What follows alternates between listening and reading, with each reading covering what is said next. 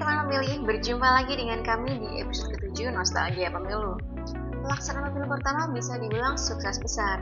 Idealnya, pemilu kembali digelar 5 tahun setelahnya, yakni di tahun 1960. Tapi ternyata tidak demikian. Nah, pengen tahu gimana kondisi politik saat itu?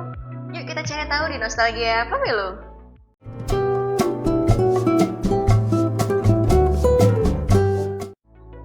Kisah sukses pemilu pertama ternyata cuma jadi catatan emas sejarah yang sayangnya nggak dilanjutin.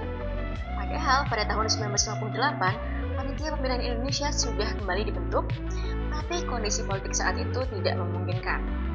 Titik baliknya adalah dekret presiden pada tanggal 5 Juli 1959 yang isinya adalah Presiden Soekarno membubarkan konstituante dan mengembalikan konstitusi kembali ke Undang-Undang Dasar 1945.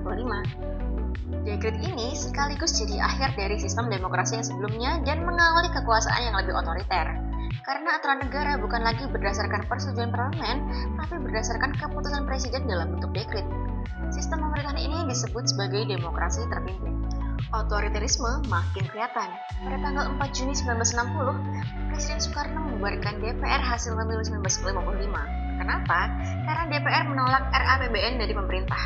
Setelah itu, Presiden langsung membentuk DPR Gotong Royong atau DPR-GR dan MPR sementara atau MPRS.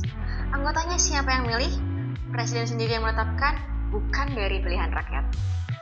Walaupun pengangkatan anggota MPR dan DPR nggak langsung melanggar UUD 1945, tapi dampaknya besar. Lembaga legislatif yang seharusnya sejajar dengan Presiden berada di bawah Presiden karena Presiden menetapkan. Puncaknya, pada tahun 1963, MPRS yang anggotanya diangkat tadi menetapkan Presiden Soekarno sebagai Presiden seumur hidup. Demokrasi terpimpin ini akhirnya berlangsung tanpa pemilu lagi sampai krisis politik meluas. Akhirnya, Presiden Soekarno diberhentikan oleh MPRS pada Maret 1967. Ternyata kondisi politik pasca pemilu pertama itu complicated banget ya. Pengen tahu gimana akhirnya pemilu bisa diadakan lagi? Cari tahu di Nostalgia Pemilu episode selanjutnya ya. Sampai jumpa.